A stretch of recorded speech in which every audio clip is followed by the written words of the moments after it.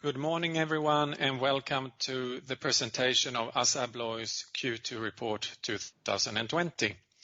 My name is Björn Tibell. I'm heading Investor Relations, and joining me on this call is ABLOY's CEO, Nico Delvaux, and our CFO, Erik Pieder. As usual, we have set aside about 1 hour for this call, and we will get straight into it now with a summary of the report before we open up for your questions.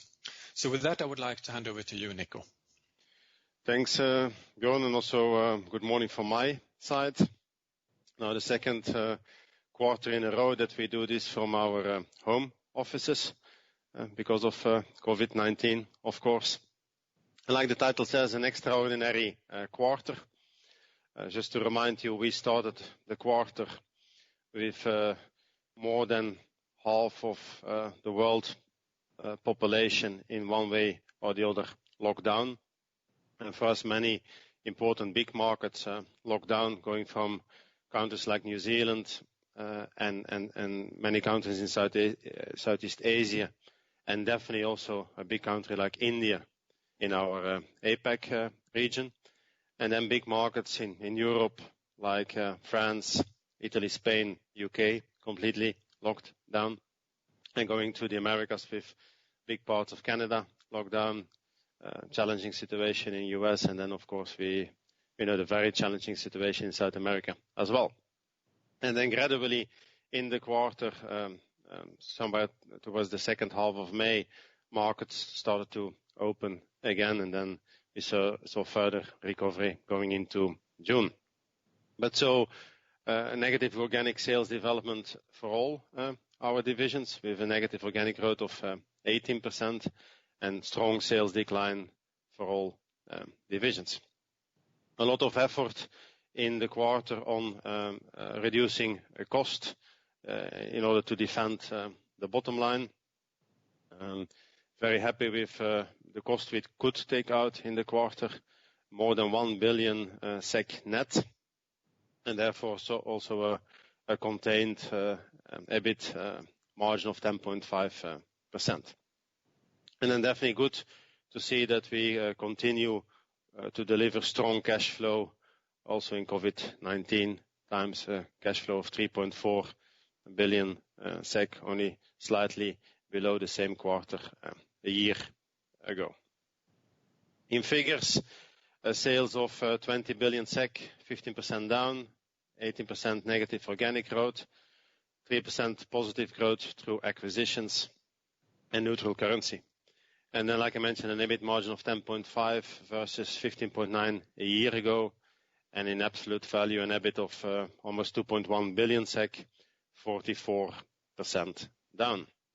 If we look at the world map, we obviously see double-digit negative organic growth figures for the quarter in all continents. And I would say that you see a difference between those regions and markets that have been in an official complete lockdown versus the markets who had perhaps a softer approach. The softer approach markets like the US, perhaps Germany or DACH in general, Australia, and then definitely also Scandinavia with Sweden as the biggest markets, where we saw lower decline of the organic growth. And then on the other side, you have, of course, the markets where they were locked down for a long period of time. India, the most extreme example, but then also in Europe, markets like France, Italy, Spain, UK, where we saw much bigger declines. China, one of the markets that opened up again as the first one.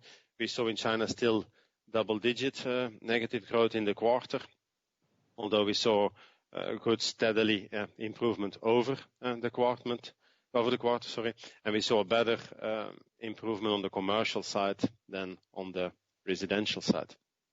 And I would say that improvement is true basically for all markets, where April was obviously very depressed, May slightly better as markets start to open, and then June again better than May. Some market highlights: we continue to get strong project wins. I will pick one vertical out, everything that has to do with logistics, as the Amazons of the world continue to build warehouses in a very intensive way, I would say, to fulfill also all those in-home deliveries that we now all do in COVID-19 times. We also continue to get a nice project wins. The logistic vertical is, by the way, also one of the good reasons why the entrance system decline was more contained. And we got here also a nice docking solution order for a logistics center in Sweden. Then we have had several product launches related to COVID-19. We launched a new video visit solution for our senior care Phoniro business in the Nordic, so that you can from a distance support and also have virtual visit with elderly people that fall under that Phoniro solution. And then in HID, very excited about these location services for contact tracing, where we can trace, for instance, patients in a hospital, where we can see how COVID-19 patients move in a hospital, but where we also can trace critical equipment like breathing equipment and so on. And where we now also can measure distances between people and then warn people when they come too close to each other, 1 meter, 2 meter, and then alarms will go off. Now we have also obviously launched new ranges of contactless hardware that you can retrofit on a doorknob, on a door handle, in order to avoid that you have to touch the door handle or the doorknob. Very important, of course, in COVID-19 times. Some other product launches, just will mention the Incido access control ecosystem. Very excited about that, a new platform where we bring our commercial access control solutions together, important for EMEA, but also for other markets like, for instance, Australia and New Zealand. If we then go to the sales growth, of course, now the second quarter in a row with negative organic growth, compensated partly still with positive growth through acquisitions. And then the operating margin, obviously, with a sharp decline in top line, also operating margins down. We are now on a run rate of 14% over the last 12 months. And top line down, margin down, so also operating profit down 44% versus the same quarter a year ago, but still 25% up in the last 5 years. We continue to be active on the acquisition front. We still have an active pipeline. We completed 1 acquisition in the second quarter, but then had 2 more now in July. Donimet is a specialty door company in Poland for the EMEA division. And I will come back on Focus Cura on the next slide. When it comes to Agta Record, we still have the ambition now to close that acquisition in the coming weeks.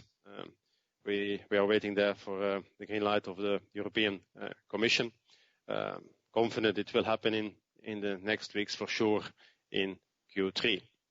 And then a couple of words on Focus Cura. I would say a Phoniro-alike company in the Netherlands, one of the market leaders in the Netherlands, with a very interesting technology for senior care, also on the alarm side, very complementary to Phoniro, company of 130 million SEK and 100 employees. And this acquisition will be dilutive to EPS from the start.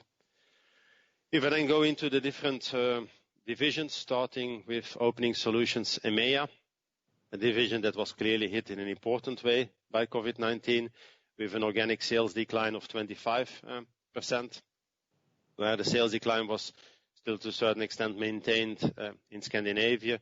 We saw a very significant sales decline in all other markets. And that top line decline, of course, also had an important effect on the bottom line, an operating margin of 5.7% versus 16% a year ago, with a negative volume leverage of 1,050 base points. We had, of course, in that division, many markets that were completely locked down in April and for a big part of May. We've also all the factories in those markets closed. When we then opened up again, of course, we have to do it with the right social distancing, the right safety measures, also leading to lower operational efficiencies. FX was positive 20 basis points and an M&A flat. We then go to Opening Solutions Americas, an organic sales decline of 18%, with significant sales decline in all business areas and all regions. But I think a very good job well done in protecting the bottom line, with an operating margin of 17.5% versus 20.5% a year ago, a negative volume leverage of 270 basis points, helped by FX 30 basis points, and then dilution from an M&A 60 basis points. That's mainly or exclusively, I would say, an internal move. We moved, as you know, perimeter security from the Americas divisions to Entrance Systems, and we booked that under the M&A column. Another division that also performed well in the quarter, Opening Solutions Asia Pacific, an organic sales decline of 17%, with a somewhat contained sales decline in Pacific, but then significant sales decline in all other business areas. And of course, with India, the extreme example on the negative side, I would say. An operating margin of 7.1% versus 9.3% last year. So very good job well done there, also in taking out cost in the organization. A negative leverage of only 160 basis points. Of course, also helped by the mix, in the sense that more Australia and less China helps. But we have also seen a nicely improved margin in China, despite the double-digit top line decline.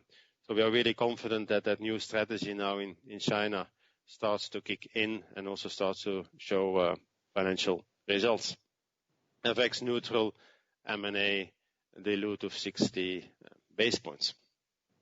Then we go to Global Technologies, also hit very much by COVID-19, an organic sales decline of 25%, a stable growth in identity and access solutions, declining sales in identification technology, and then significant sales decline in all other business areas in HID and also in Global Solutions. I remind you that in Global Solutions, our two main verticals are hospitality, hotel business, and marine cruise ships, and we all know what's happening with those two verticals. An operating margin of 10.1% versus 18.5% last year. An important negative volume leverage of 740 basis points. Of course, because of the 25% decline, but also because of mix, in the sense that we saw a much bigger decline in our recurring revenue part on the cards and the credential side. It's obvious if there is no customers in a hotel, for instance, then you don't need new cards and you don't need new digital credentials on your mobile phone. So that business dropped much more than the 25%, and that's obviously a more profitable business than the rest of Global Technologies. So a negative mix, and also a continued weak citizen ID, where the bigger projects business is missing, lacking, and where we have also and are taking the necessary measures to adjust the organization, as explained also in previous calls. And this is also definitely a division where we continue and further accelerate our R&D investment in order to strengthen our position also more mid and long term once we come out of this COVID-19 crisis. FX was dilutive 50 basis points, M&A dilutive 40 basis points. We then go to Entrance Systems. An organic sales decline, I would say, of only 8%, declining sales in perimeter security, residential and industrial, and then a significant sales decline in pedestrian. Also more sales decline in service than in equipment, and in that aspect therefore also a negative mix from a profit perspective. because we make more margin on service than on equipment, but also a negative mix in the sense that we were more down in pedestrian than in residential, and we know that pedestrian is a much better margin business than residential. But despite that negative mix, very good operating margin of 11.4% versus 13.9% last year, with a negative volume leverage of only 190 base points. This division, like all other divisions, helped also by positive tailwind from material cost or pricing versus material cost, but also a very good job well done in cost reduction in the quarter to protect the bottom line. An FX of 20 basis points negative, M&A 30 basis points negative, where we have to comment that we took 100 million SEK in acquisition costs, mainly related to the agta record acquisition, also partly to the acquisition of the AM Group and some smaller projects. And with that, I give then the word to Erik, our CFO, who will then go a bit more into detail on the financial numbers. Thank you, Nico, and good morning also from my side, everybody. As outlined by Nico, the sales decreased by 15% and the organic income decreased by 4%.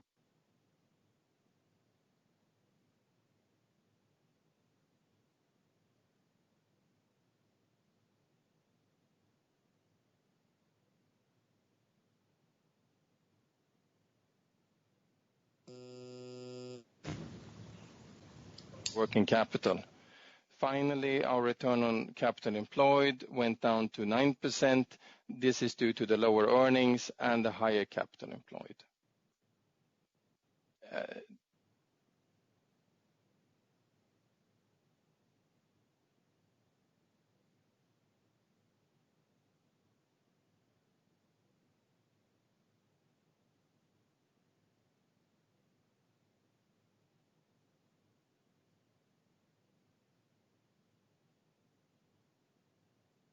On the workforce, including reduced working hours, temporary and permanent layoffs. If you look in the quarter, 20% of our workforce was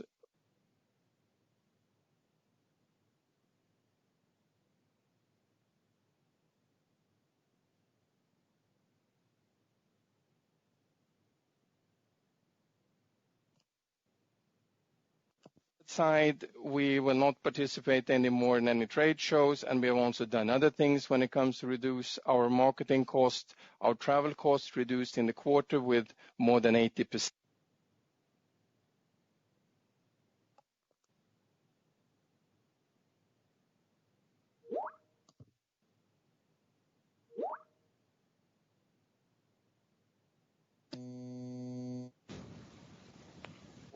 That we stay on top and been able then to launch new products. In total, our net reduction of conversion and SG&A is more than 1 billion SEK. However, it's important to remember that now when the factories start to open up, that some of these cost actions will not sort of continue in the quarters to come. If you then look on the bridge analysis, we still had a positive momentum on the price with plus 1%, and the negative volume leverage was 19%. The operating leverage was significantly better than what you saw in Q1, thanks to the implemented cost measures I talked about before, and it ended at 38%. It was weak, I would say, on EMEA and Global Technologies. I think Nico outlined that a bit, while APAC was very good when it comes to this. And we also saw during the quarter a positive trend of all the implemented savings. The FX didn't really have any effect in the quarter. If you look on the M&A, it had a positive effect on the top line, whereas then on the bottom line you can see that it was dilutive with 60 basis points. But as mentioned before by Nico, we sort of had a large portion of acquisition costs related to agta record, as well as we have integration costs for AM Group and Biosite. We, however, looking ahead, we sort of expect that most of the costs for Agta Record has now been taken, so we should see a better leverage of this going forward. If you then look on the cost breakdown, due to, I would say, the low material prices, and also that we have had sourcing savings, you can see that we have a positive 30 base points impact on the direct material. The conversion cost is, of course, impacted by the lower revenues, but the absolute cost went down double digit in the quarter versus last year.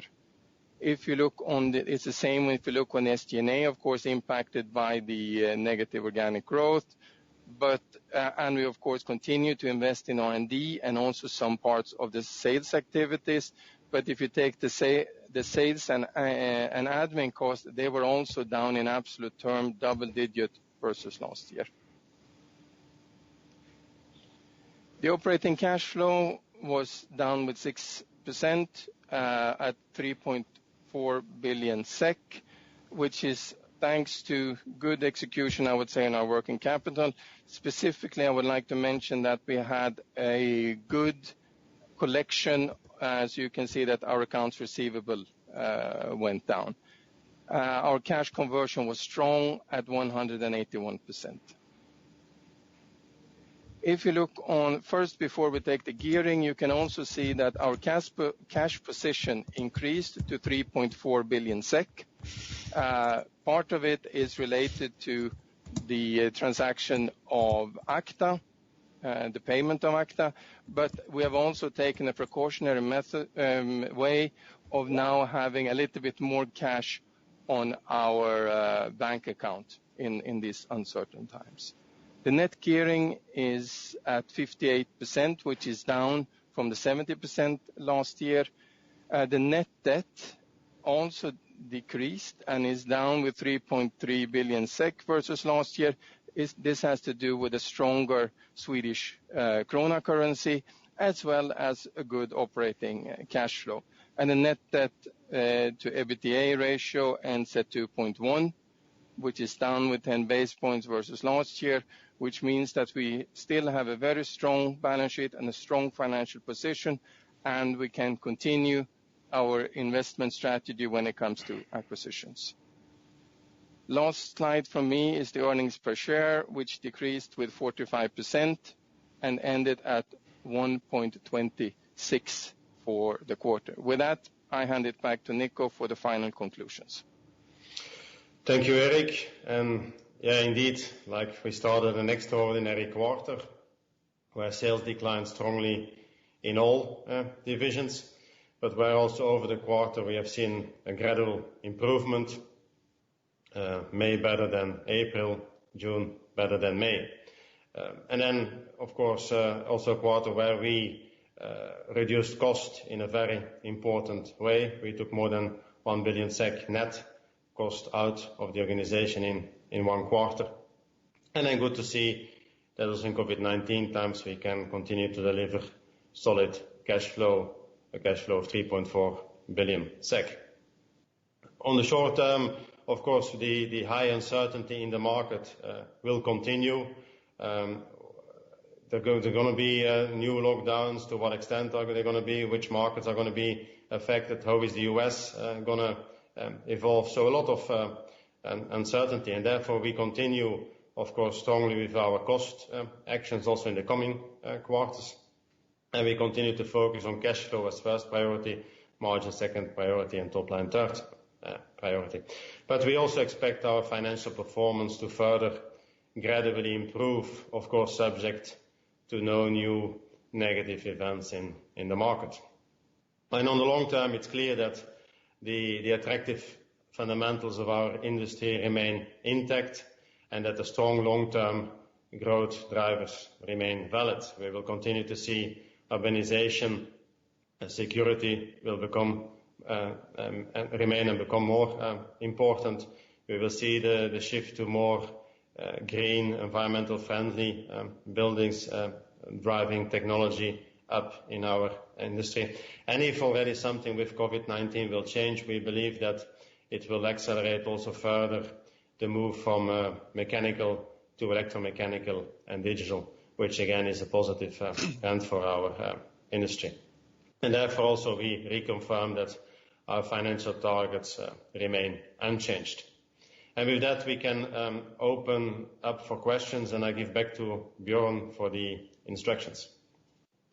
Thank you, Nico. Yes, before we open up for the questions, I would like to remind you to limit yourself to one question each and one follow-up to allow as many as possible, obviously, to ask questions. Operator, this means that we are ready to kick off the Q&A session. Please go ahead. Thank you. If you wish to ask a question, please dial 01 on your telephone keypads. And if you find your question is answered before it's your turn to speak, you can dial 02 to cancel. Our first question comes from the line of Lars Olsen of Barclays. Please go ahead. Your line is open. Great. Good morning all, Nico, Erik, Björn. First of all, Nico, on your exit rate from the second quarter, you talk about a gradual improvement through Q2. I gather June is still down in the teens, a bit slower recovery perhaps than I would have expected, given the quarter overall was down 18% organically. Can you help me a little bit with the dynamics around that, if that's true, and specifically whether some of the very strong growth you appear to have seen in your logistics and warehouse segment is starting to fade? I'll start there. Thank you. As if I start with the exit rate, of course we were helped in the quarter with the fact that May had 2 working days less and June had 2 working days more. In a normal quarter it's neutral, 0, so it doesn't matter. But of course in this quarter May was still very much a lockdown market, so it didn't really matter too much to have the 2 working days less, where in June it was, you could say, a recovery month, and therefore the 2 working days more really mattered.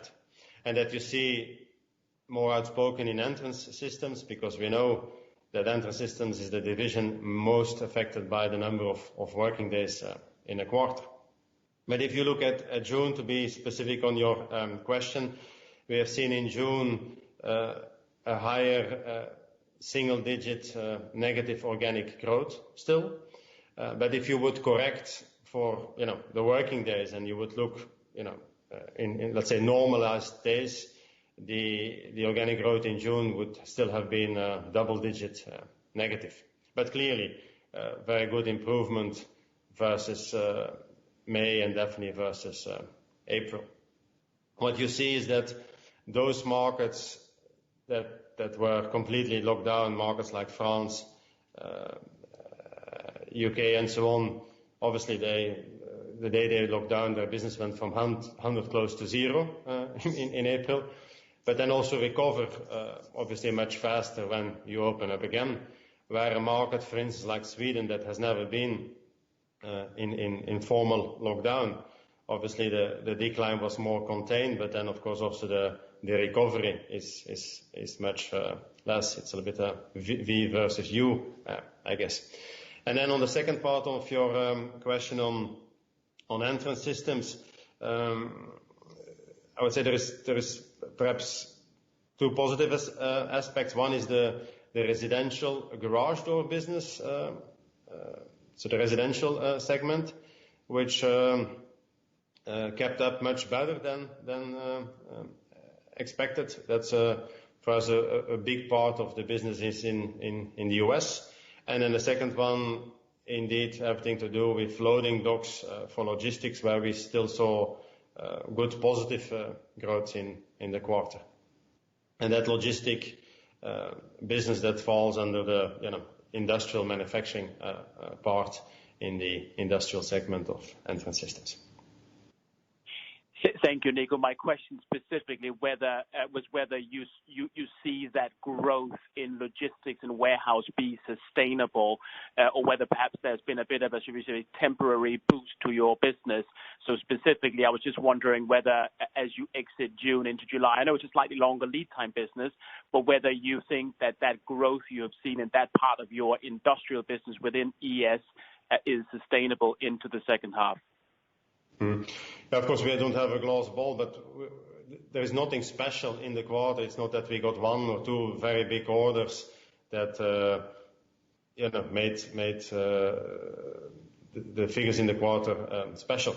So we are confident that that trend will continue as the logistic business, the warehouse business, continues to grow.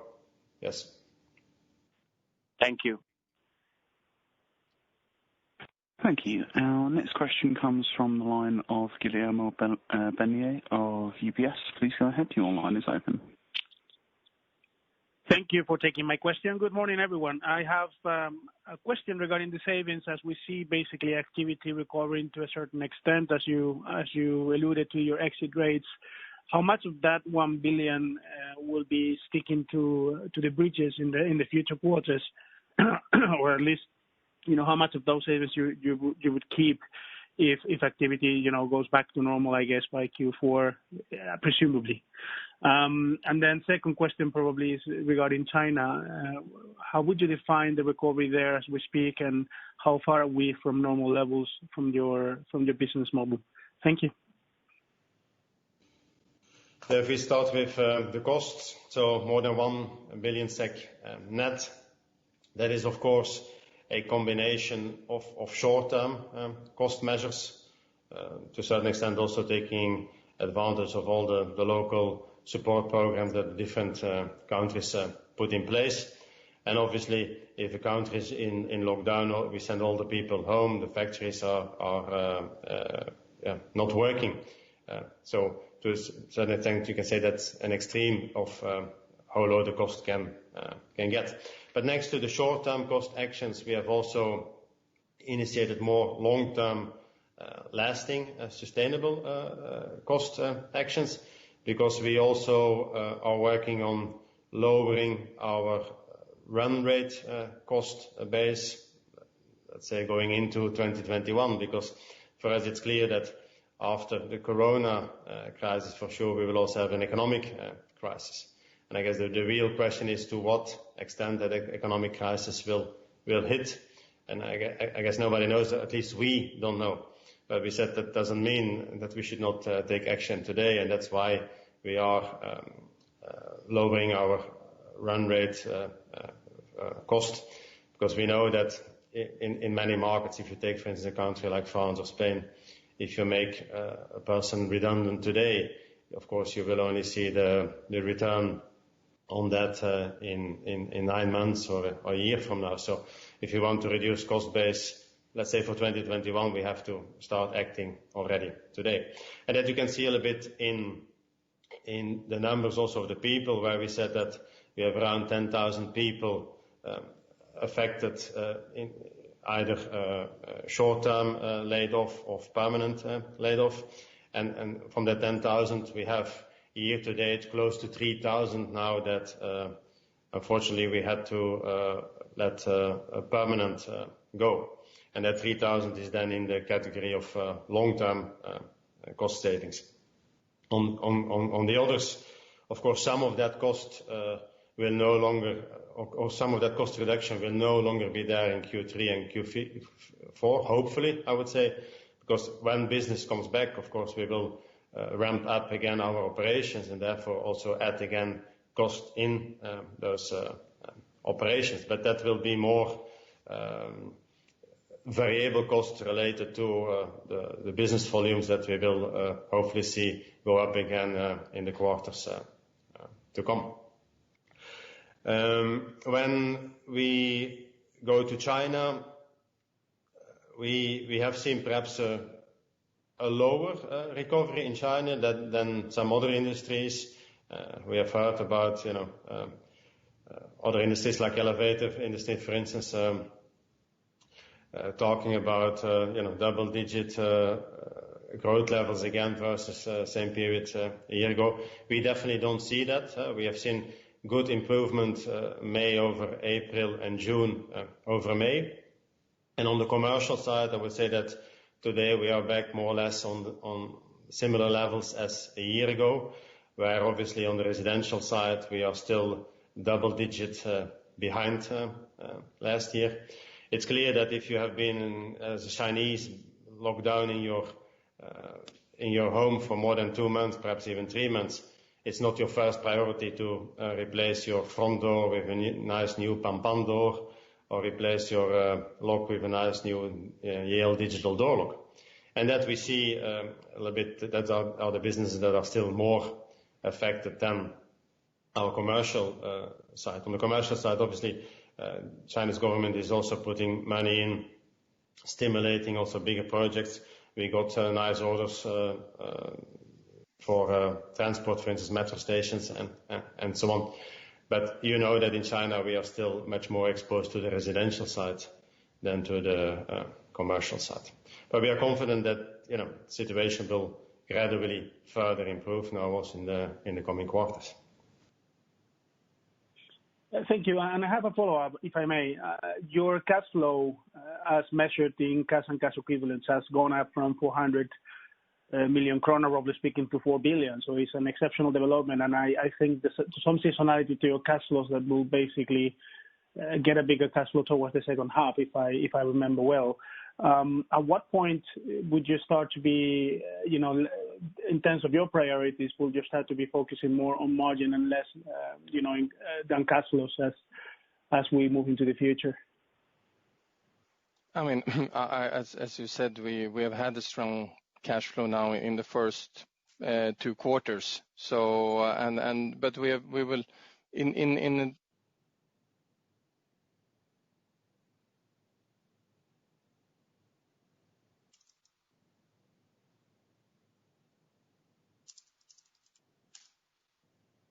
also your question a bit more is, of course, that I would say that as long as we sort of can keep this momentum when it comes to cash flow, of course, we will look a bit also into the margin. But one way or the other, they are both aligned.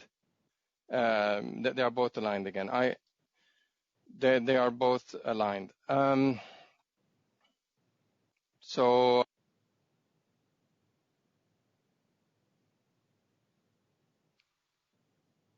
also now start to move over a bit also to the revenue part. Thank you so much. Thank you. Our next question comes from the line of Alistair Leslie from Société Générale. Please go ahead. Your line is open. Oh, yeah. Hi. Thank you, and good morning. Just on EMEA, I was just wondering how much of the 50% drop through in the margin decline there reflects the kind of impacts of factory closures, operational disturbances, so kind of more exceptional COVID-related factors. Wondering if you see a kind of more fundamental issue here in terms of the operational setup in EMEA, and whether you're kind of thinking of ways of making perhaps the business there more structurally agile from a cost perspective going forward. I suppose I'm interested in whether you think this crisis has kind of revealed any deeper issues with the EMEA organization that can be changed going forward. Thank you. Well, if you look at the EMEA, I guess your question is about the EMEA division, right? Yeah. So indeed, perhaps it's interesting to compare EMEA with the Americas, and you will see that indeed the volume leverage that you realize in Americas is better, more favorable than on the EMEAs. I think the volume leverage in Americas was around 32-33%, whereas the volume leverage in EMEA was 47-48%. I think there is a couple of reasons for that. The main 2 reasons I would say is, one, of course, that in Americas you only dropped 18%, whereas in EMEA we dropped 25%. And when you are in the 18%, obviously you have a much better chance to keep your volume leverage under control than once you go into the 25% or above.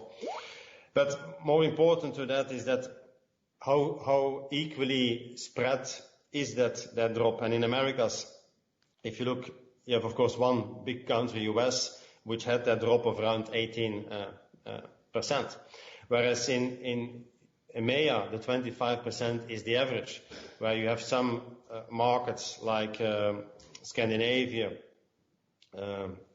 DACH, which had much lower negative organic growth, and then you had other markets like France, UK, Spain, who had much bigger organic drop. And if you have two markets and they both go down 25%, it's one story. If you have two countries and one goes down 15 and the other one goes 40, of course your result will be much worse, because the 15 you can maintain and get good operating leverage. If it's minus 40, it's almost impossible. And we have had markets in EMEA that over the quarter are down more than 50%. It's clear that in a market where you're down more than 50%, especially as that 50% is even not uniform, because it was then in March perhaps minus 70, and then in June a little bit better. But a market that goes minus 50%, obviously you can't defend your bottom line and still show good operating leverage. So that's the two main reasons in the difference between EMEA and Americas. Yes, it's also true that it's easier to realize permanent cost savings in the US than in many markets in Europe.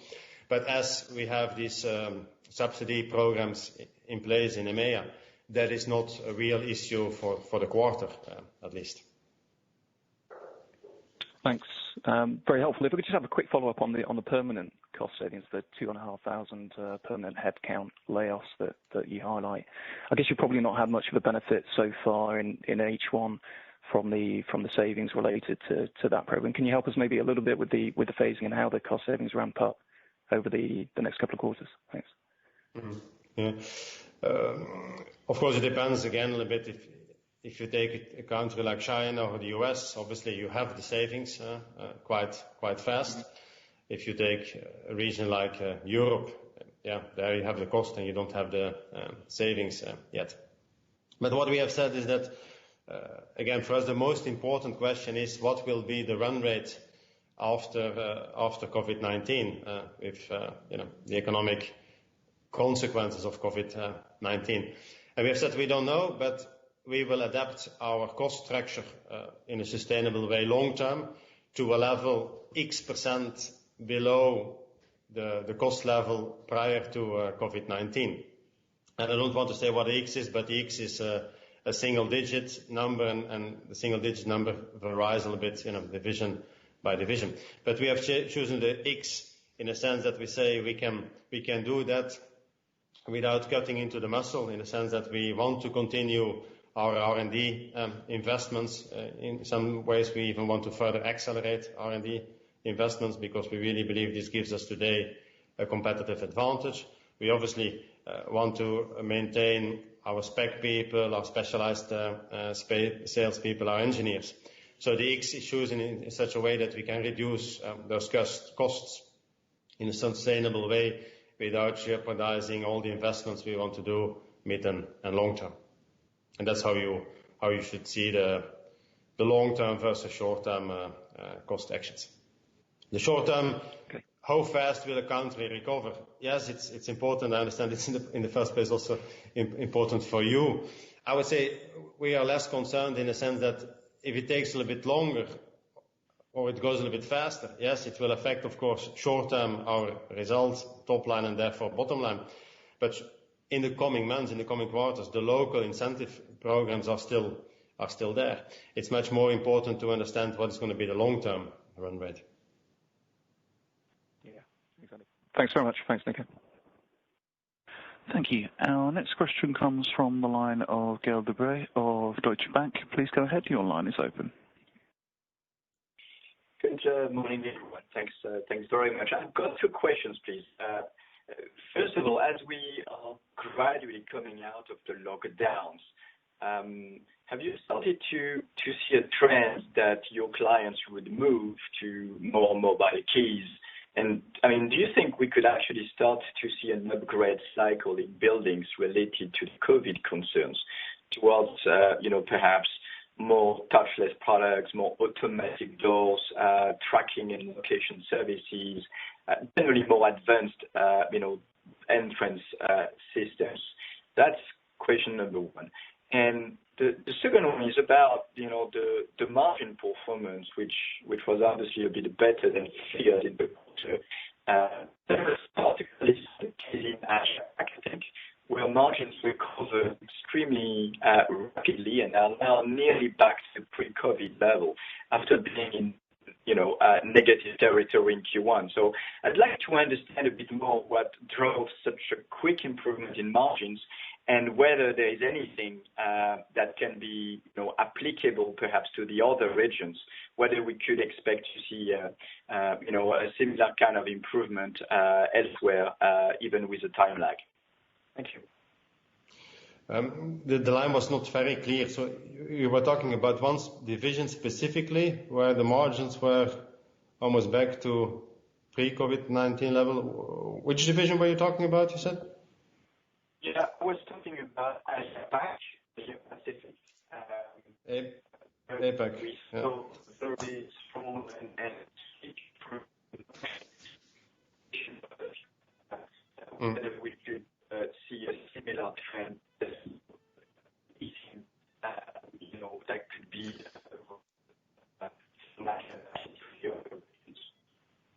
Yeah, no, clear. If I start with the first question on mobile keys, of course the answer is on mobile keys definitely not yet. But if I answer a bit more in general, yes, we have launched now these retrofit ranges in all 3 geographical divisions that you can retrofit hardware on a door and don't have to touch the door handle or the doorknob anymore.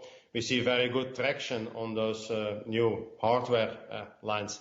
But of course, in the bigger picture, the fact that we do 9 billion euro top line, this is a smaller part of the business, obviously. We see something similar in entrance systems and in the 3 geographical divisions where, yes, openings are now being more automated with automatic door openers, that you indeed don't have to touch the door anymore. The door opens automatically.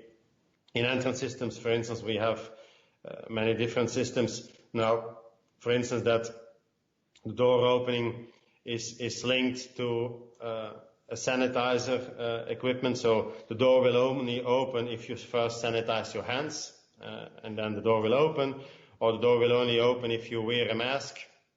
We have also these systems now that count the number of people that are in an office or in a supermarket. If we say that in a supermarket can only be 10 people, then the door will only go open when it's less than 10 people, or if it's 10 people, the door will only go open after somebody comes out and then let somebody new in. All these systems, of course, take traction now, and there we see good growth. On the HID side, same thing. I mentioned under the highlights of the quarter that we have these new systems now in HID that can track and trace equipment or people in an hospital, in an office. We can track and trace people if they are coming too close to each other, making sure that we guarantee that social distances are respected, and so on. And all that starts to generate business. And we see, of course, very nice impressive growth in percentages, but it starts, of course, from a low level. So again, in the complete picture of the 9 billion euro, that is not moving the needle to a big extent yet. We are convinced, however, that through COVID-19, for sure, we will see now an acceleration, if I don't talk in general, from the move from mechanical to electromechanical and digital, because you can do so much more with an electromechanical system than with a mechanical system. You can control things better. You can do it more hands-free. So yes, that trend will definitely accelerate now after COVID-19, and that's good news for us because it drives obviously one technology up in our industry, and that's what we like because we like to make the difference through technology. But two, also we know that like for like, an electromechanical solution is a more expensive solution than a mechanical solution. So the total pie, the total market will grow. And if we can then get a bigger part of that pie for us, then that will have a double positive effect for us. If we then go to APAC, yes, we are very happy with the margin. improvement for APAC in the quarter.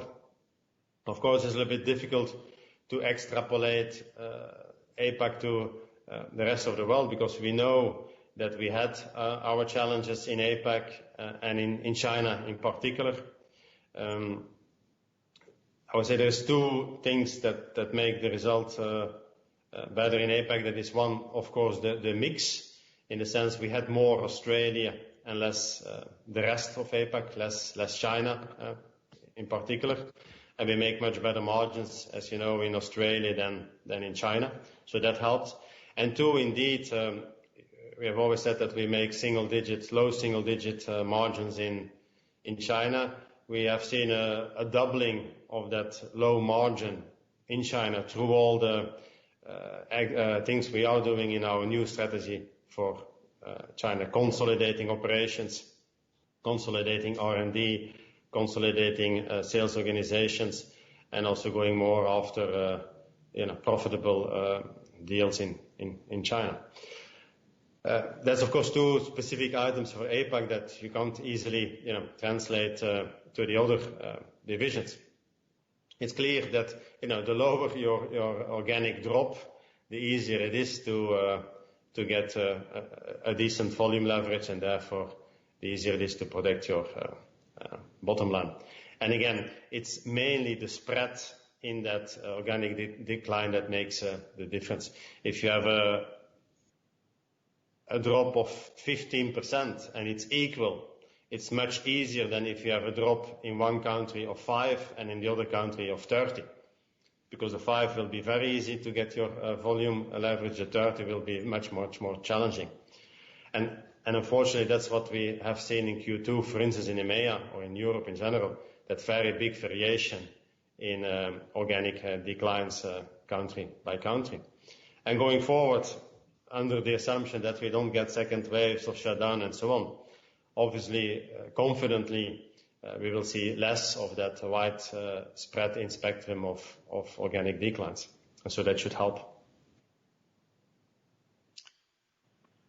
Thank you, Gail.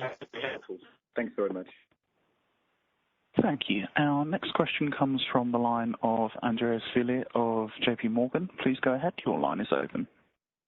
Yeah, good morning, everybody. My question is around your kind of specification business, where you get some visibility into future demand. If you look at activity there in June into July in terms of discussions with customers on kind of new construction, new projects, new offices, new hotels, what do you see there, and how does that help you with your determination of what that X should be, where business normalizes next year?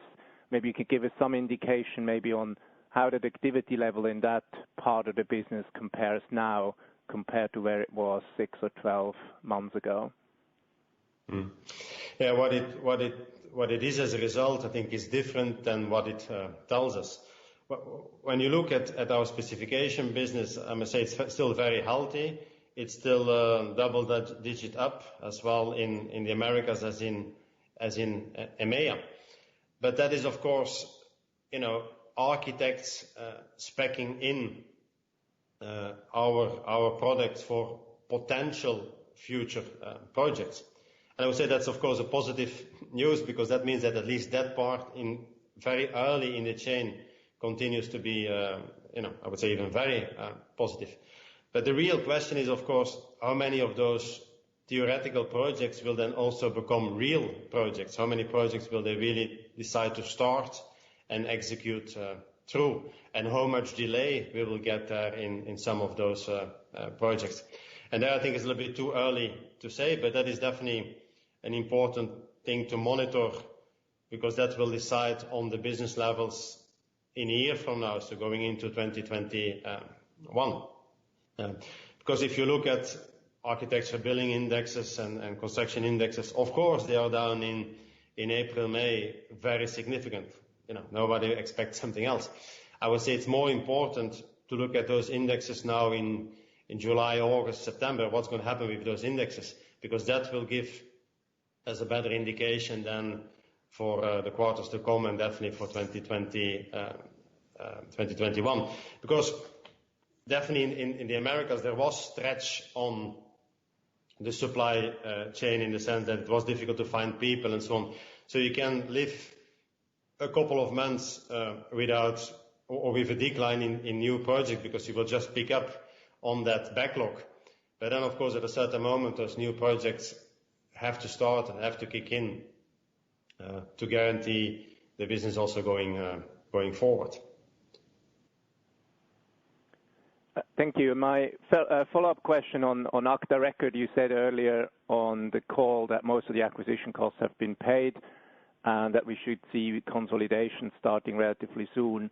Maybe you could provide an update on what the underlying impact will be in terms of maybe also what the ACTA Record financial performance is relative to the expectations before, if you already have updated data, and maybe some indication on what to expect in terms of the PPA impact, so the difference between the EBITA and EBIT impact once we get consolidation. Thank you. Yeah, we have said that ACTA on a 12-month moving trend would have a dilutive effect between 30 and 50 base points. That we have said prior to COVID-19. Obviously now in COVID-19 times it might or probably will be a little bit higher.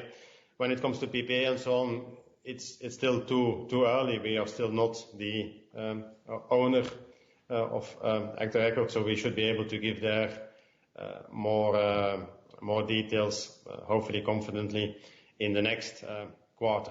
And when it comes to the financial performance of ACTA Record, okay, we only have the official figures, the reported figures, like you have those public figures as well. Obviously, ACTA Record is also active in an important market for them is France, and we also know that France was locked down for a long period, and our business in France was affected in an important way. So also their business was affected in an important way. Should we still expect the 2 billion gain, or is that impacted by the disposals you had to do? What do you mean with the 2 billion gain? On your the accounting impact of your own stake that you had in ACTA Record. Erik is muted, but he's trying to say yes, the 2 billion in capital gain is still expected to be the case. Yes, Andreas. Yeah. Thanks, Björn. I think we can move to the next question then, operator. Thank you. That comes from the line of Lucy Collier at Morgan Stanley. Please go ahead. Your line is open. Hi, good morning, gentlemen, and thanks for taking my question. I just have a couple left. I was hoping maybe if you could help us understand what you are seeing in terms of pipeline and conversation with your customer on the office space and also to some extent HID, and maybe put that in light in terms of the size of that business versus the size of what you were highlighting earlier, your contactless businesses, for us to have a view on, what potentially could be lost or impacted and, how much on the other side is the opportunity.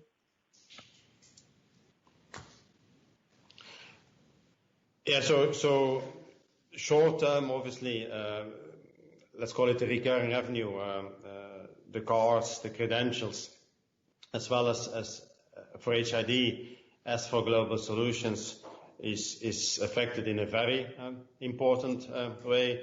If I take the extreme example, the hotel business, obviously that recurring revenue part, cards and credentials, dropped to close to zero, because there is no people going to a hotel, and if there's no people going to a hotel, they don't need a card to check into the room. And to a certain extent, similar things are true for people going to the office. If people don't go to the office, they don't lose their cards, and they don't upgrade the cards, and they don't hire new people, and so on. That being said, we obviously believe, are confident that gradually will come back now, as now in summer period people will start to go on vacation, will spend some time in hotels. If I look at our people, also our salespeople, start to travel again locally, visiting customers, sometimes also staying overnight in hotels. So that recurring revenue part, the cards and the credentials, is gradually going to come back. That will help top line, and it will help, obviously, bottom line in a more important way. When it comes more to the long-term picture, again, I think if you take the macro driver, I believe that we will see that acceleration from mechanical to electromechanical digital, which is the biggest and the most important trend. When you then zoom in and more specific on offices, I think everybody has his own opinion. Some people say there's going to be much less people in the office. There's going to be much more working from home. There's other people that say, hey, once the COVID is over, everything is going to be back to normal, and perhaps we even need more office space because people have to sit further away from each other. So we need also more rooms and more openings.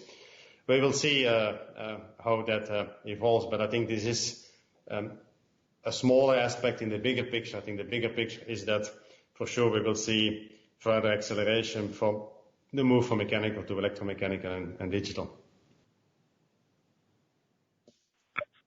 Okay, thank you. And I guess my second question is just a follow-up. You were mentioning earlier that you had benefited from local government program in various countries. Are you able to provide what was the contribution to your P&L from those programs?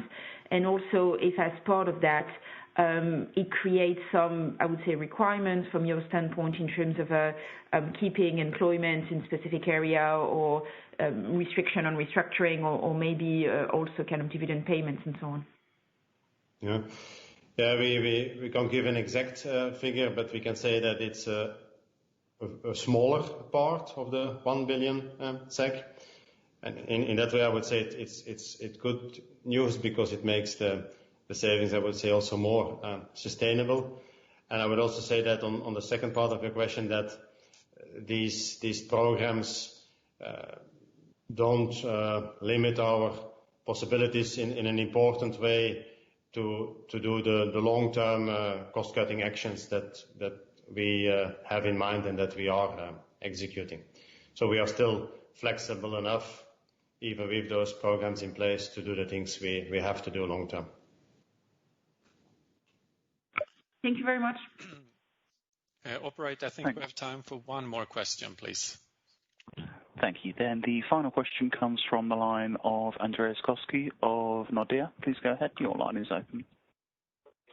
Thank you and good morning. I would like to come back to the discussion about the Architectural Buildings Index, because when reading the ABI report, many respondents are already talking about a very weak outlook for 2021, and it does not look like that they expect a strong recovery.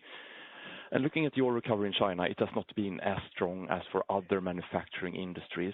So my question is really, do you see a reason why the pace of your recovery in other parts of the world should not also be slower than for many other industries?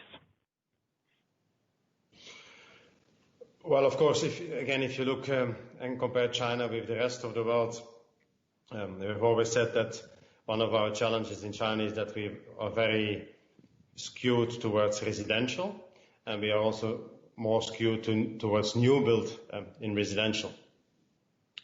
So taking China as an example, where you then can extrapolate for the rest of the world, would perhaps be a mistake, in the sense that in the rest of the world, definitely if you take EMEA and if you take North America, in particular, our residential exposure in North America for the Americas division is very small. When we talk about spec business in EMEA or in Americas, we talk about the commercial side.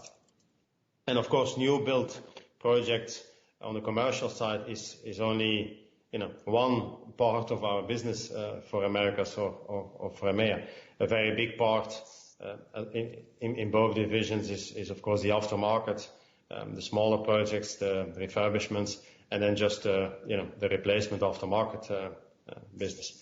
So yes, Architecture Billing Index is an important indicator for a part of our business in the US, but we have a very big other parts in the US as well.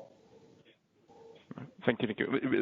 The reason for asking is because when looking at your organic growth recovery after the financial crisis, I know you didn't drop as much as many other companies, but it was significantly slower back then, and now looking at China, it's slower. So that's why I was asking. Could I just try?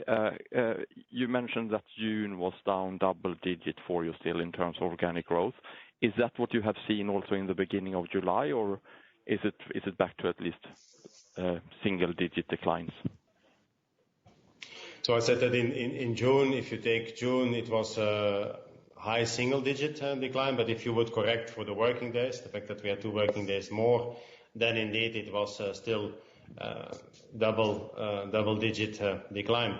And what we have seen when people came out of the lockdown, perhaps 2 things happened in some markets. We saw some destocking at the beginning of the channels, because obviously they could not destock prior to shutdown, because the shutdown happened suddenly from one day to the next. And so they wanted to be more prudent because they didn't know how things would recover. They were also asking for very short delivery times, and therefore, we had to deliver in short times. And then 2, we saw in many markets opening up of construction sites going much slower than we had thought for. We thought, today the market is open again. Okay, we start to see business coming back. That was not the case because, of course, on all those construction sites, people had to organize themselves with a new way of working, with social distancing, less people on site. And also in many markets, they had to wait for the health and safety inspector to come and inspect the site and give the green light that they could start with more people. And as there is only limited number of inspectors, there was also a delay there. And that acceleration we have then seen gradually improving more in the second half of June and the beginning of July. Then how it will evolve now, I think it will depend very much. We go into a holiday period, July, August, but I'm not sure, and it's also not clear to me if people are going to take similar vacations as a year ago. There might be some upside in the sense that perhaps some of those construction companies say, hey, we will not take 3 weeks or 4 weeks off in the south of Europe. Let's take a week or 10 days off because we lost already 2 months under lockdown. We will continue to work. But, it's too early to have a good view on that. Okay, but July sounds... Yeah, thank you very much.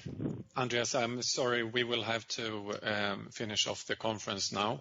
We can maybe take this offline. Thank you, everyone. It's time to round up this conference. I'm sorry about some of the audio issues we had earlier in the call. We will record the cost slide again so you can hear the commentary, and it will be made available via our website. Nevertheless, on behalf of the ASSA ABLOY team, I would like to thank you for your participation and interest. We look forward to speaking with many of you in the coming weeks again, and we hope you will have a safe and enjoyable summer break now. Thank you. Thank you. Thank you.